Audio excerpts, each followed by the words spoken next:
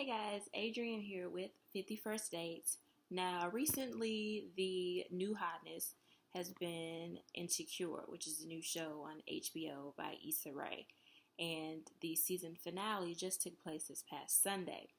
And for those of you who watch this show, you already know it was intense.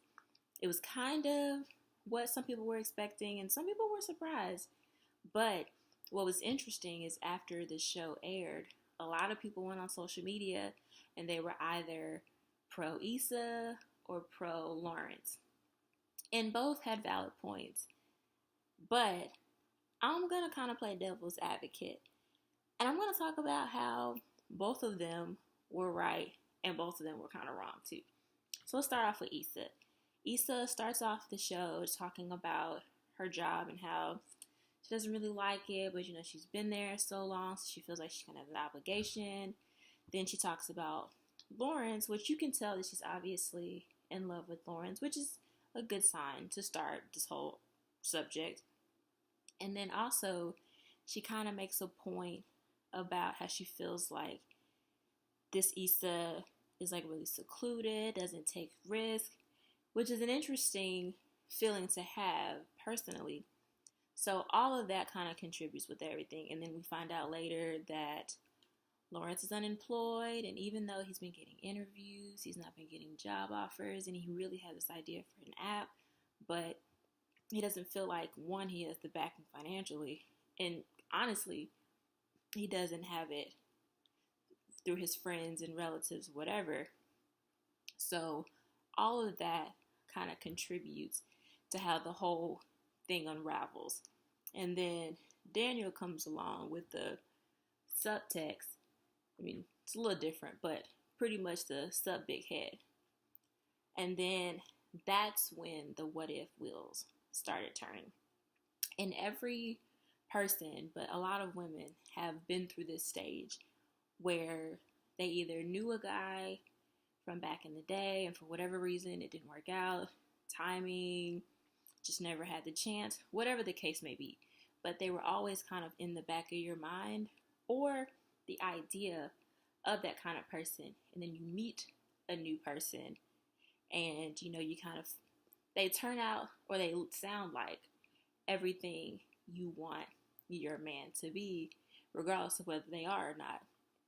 So that was the first sign that those wheels were turning. And as we all know, the what if turned to I know. Now, I will say, once again, siding with Issa at this point, I do admire the fact that her character immediately regretted the action that she did. Because that's proof that, one, she's human, but that's proof that she really does care about Lawrence. And obviously, cheating didn't prove that.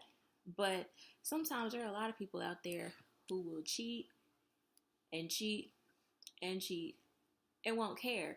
Like, there's no remorse. So I think Issa immediately recognizing that what she did was wrong is an issue. I also kind of feel like perhaps trying to act like it didn't happen or that he wouldn't find out was a little wrong. But then honestly, how do you tell the person that you live with and that you love, hey, I cheated on you? But the part where I kind of disagree with Issa to a fault, besides the fact that she cheated, let's just make that clear. I'm not agreeing with Issa for cheating. I do get it, but I'm not agreeing with it. Don't cheat, y'all. But the part that I kind of disagreed on, I don't think Issa should have been so quick to go back home. Even though she told Lawrence, yeah, you can come home, I ain't gonna be there for a couple of days, blah, blah, blah. She probably should have given him the time to wait things out. And when she probably would have had enough time to process her thoughts and emotions, either way, she was gonna come home to a Best Buy t-shirt. But at least it wouldn't have been fueled off of emotion. Now let's talk about Lawrence. I like Lawrence. I do. I kind of had an idea that he was going to smash bank teller. I wasn't surprised. So when it happened, I was like, oh, okay, I figured that was going to happen eventually. And I don't disagree with him for doing it. Typically, men don't express their emotions well, especially emotions of sadness and hurt. It's just something that we as a society have just kind of made happen. Men are supposed to be the strong ones, they ain't supposed to be weak, they ain't supposed to be crying. So when he found out that Issa cheated, he was obviously hurt. He was obviously sad.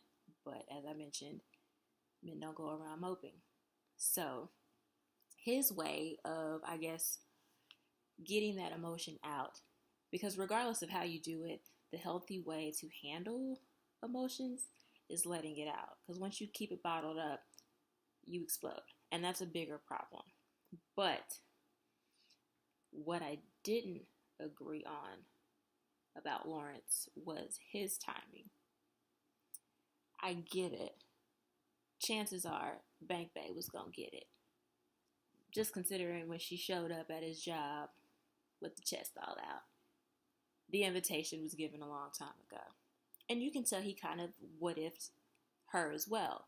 Because at the time when he was going through a lot, going through a rough patch, she was the only one who supported his idea for his app. And she supported him working at Best Buy, which is a big deal for men. Like, they want their women to like have their back. But as far as the timing goes, I think that was off. Especially because hours before he smashed Bank Bay, he called Issa after essentially telling her, don't call me no more, we're done. So even though he had no idea that Issa was going to come from their vacation and try to talk to him then and now, but he knew how important it was for Issa when he called her and said that he missed her and that they could talk. So the fact that soon after he said all that, he went to have sex with another woman, your timing was slightly off. You really should have taken, and he probably did. We'll probably get more in season 2 about his thought process between that phone conversation and the final scene. But I just don't think it was enough time for him to process what he wanted to do. So now that I've defended and kind of downed both of their sides, I'm going to kind of explain a little something. First of all, obviously, I don't condone cheating. I'm sure most people don't. I also have strong opinions about shacking, but that's neither here nor there. But in these kinds of situations, I think what's always important is there has to be a line of communication. Because in cheating, especially when women cheat, it's a very emotional driven thing. It's not sexual. I mean, obviously sex is involved, but that's not where it's fueled. There's something emotionally, there's something that woman is processing and that they're thinking, which gets those what if wheels turning, which can turn into cheating. So on that side, I truly feel like there has to be an open line of communication.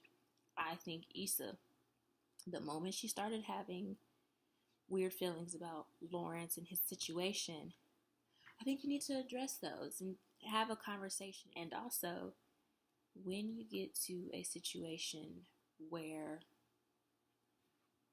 cheating does happen, that also involves a conversation. Now, granted, that conversation may not happen quickly because you still want to be able to process your emotions and really think things through so that way you don't say things you don't mean. But moral to the story is, Issa, you wrong. Lawrence, you wrong. I don't think they're going to get back together, but we'll have to wait and see. But, y'all let me know what you think. Do you agree, disagree? Are there some points I didn't address? And also, one final point that I'm going to let you guys answer. A friend asked me this a couple of days ago, and it was an interesting question, so I'm going to ask you guys. Is it okay for a couple to have a what if person on deck in case something like this happens? For instance, even though it wasn't intentional, Lawrence had a what if in case something happened. When Issa cheated, he knew exactly who to go to get what he wanted. And Issa kind of did too. So, my question to you guys is, do you think it's okay for a couple, just boyfriend and girlfriend or married couples, to have a what if just in case person? So let me know. Hit me up. As always, like, comment, subscribe to my blog, the51stdates.com. Like my Facebook page, Twitter, Instagram, all that information is in the description.